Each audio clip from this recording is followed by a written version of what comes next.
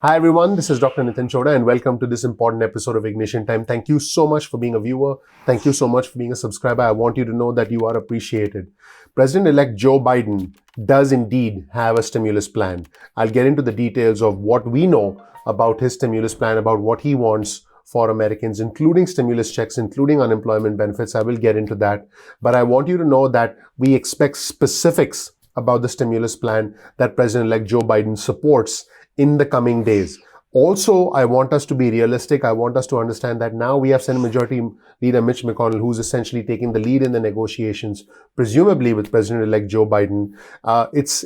We still have to see what exact role the House Speaker Nancy Pelosi plays in all of this. But it does look like we are not going to see a large $1.9 trillion stimulus package. We're probably going to see something smaller and leaner. So let's get you caught up and let's just jump right into where things stand right now.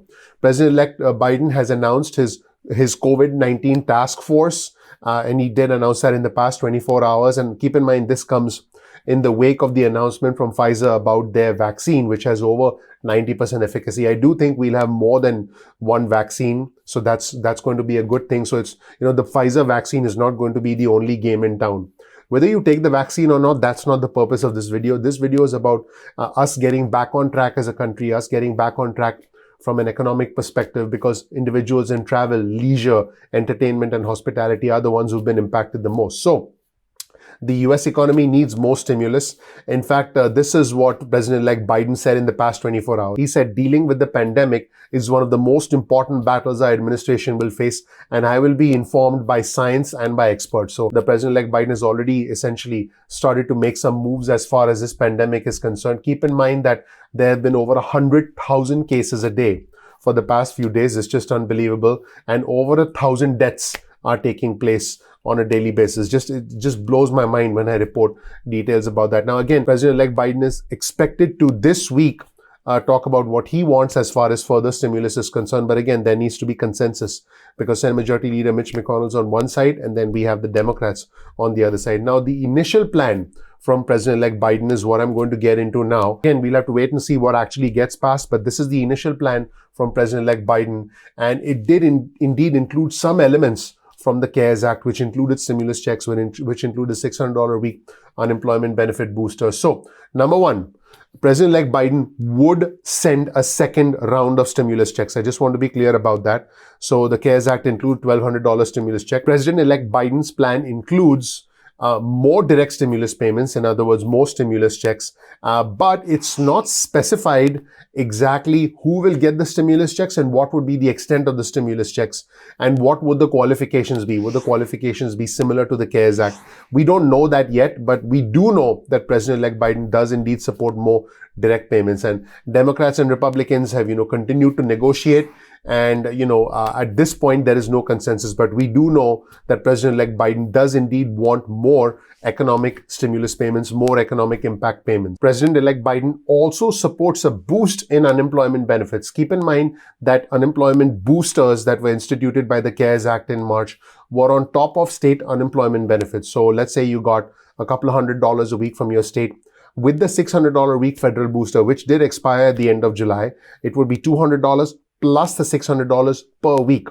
And it's pretty clear that President-elect Biden is indeed supporting a federal unemployment booster. So keep in mind again that, over 20 million individuals are still unemployed. Half of those individuals are on the Pandemic Unemployment Assistance Program, which is scheduled to end at the end of this year. So there needs to be more congressional legislation to provide unemployment benefits to individuals who need it the most, again, in the industries of travel, leisure, entertainment, and hospitality. So President-elect Biden's plan does not go into specifics about who would get the unemployment benefits, what would be the extent of the unemployment benefits, how long those unemployment benefits would last. We don't know that, but what we do know is that President-elect Biden does indeed support an extension in federal unemployment benefits. Now, another interesting measure that's been supported by President-elect Biden is more money for monthly Social Security checks. Now, keep in mind that the CARES Act did not have more money for Social Security. So it had no provision to boost income through Social Security.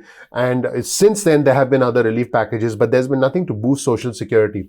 However, President-elect Biden's plan actually calls for an additional $200 to be added to the monthly payments from Social Security. So this is interesting because, again, this is not something that came up with the CARES Act, that came up with all the legislation that's taken place this year in response to the pandemic.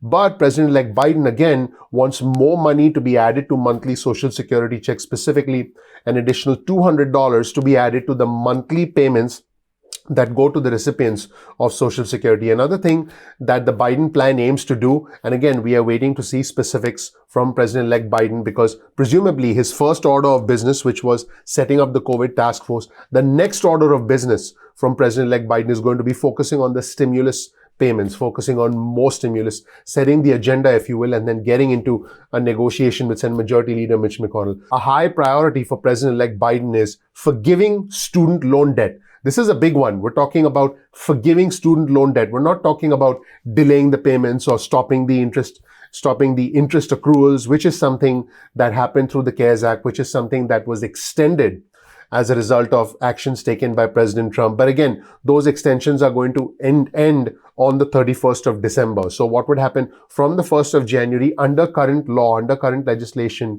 is that students would then have to work with their loan servicers to see if they could set up a payment program, to see if they could set up an additional deferment. So that would be up to the students. But what President-elect Biden wants is basically not just a forbearance for student loans, because keep in mind, the CARES Act included a forbearance for student loans. And as far as the CARES Act is concerned, individuals who owed money would not need to make payments. In other words, the payments would be deferred.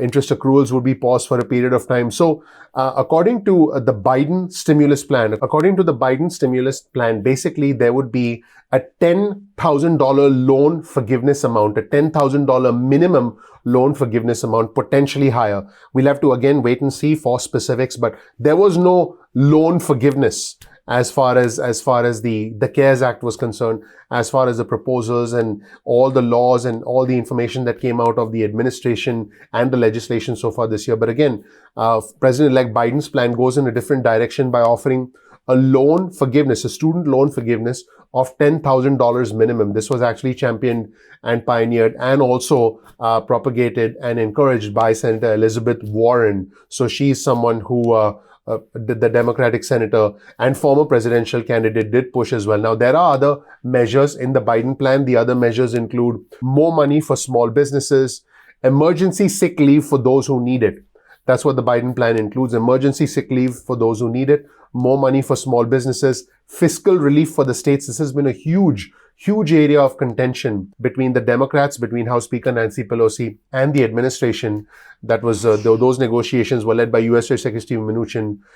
He hasn't been heard of in a few days. He's probably taking a break from all this and doing other stuff.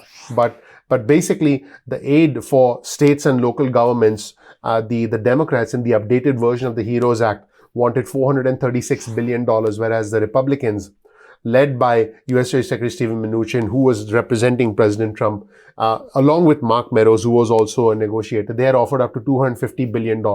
That's a high priority for the Democrats. President Trump has called it a bailout for poorly run Democratic states. So that is what the president said. So again, for President-elect Biden, the priorities are more money for small businesses, emergency sick leave for those who need it. Okay. That would be something that would allow individuals to take emergency sick leave if it was required. Fiscal relief for the states, in other words, money for states. Keep in mind that President-elect Biden has not referred to red states versus blue states. They actually adopt a formula to provide fiscal relief. They haven't been like, oh, this is a blue state, so let's provide fiscal relief. It's not like that as far as the Democrats are concerned. And no out-of-pocket money for COVID testing as per the Biden plan. So basically, no out-of-pocket money for COVID testing, treatment, and the vaccine, which has been announced. In fact, the US government has already placed an order of $2 billion for 100 million doses of the vaccine, with an option to purchase 500 million more. Just incredible. So that is an outline of the Biden stimulus plan. We are expecting more specific announcements to emerge from President-elect Biden this week. Let me know what you think of the Biden stimulus plan, the push for a stimulus check, the push for more unemployment benefits, the student loan forgiveness component of it, and all the other aspects related to more money for Social Security, as well as the emergency leave and the other components of the plan. Let me know what you think in the comment section below. You'll find a link to our resources in the description section below. If you learned something new from this video, please consider clicking the like button. Please subscribe. Please enable notifications. My name is Dr. Nitin Chhoda. If you don't know anything about me, please check out my video. You'll learn more about who I am, what my journey has been like, and why you should listen to me. Thank you so much for watching. I'm looking forward to seeing you in the next episode of Ignition Time. Take care. Bye.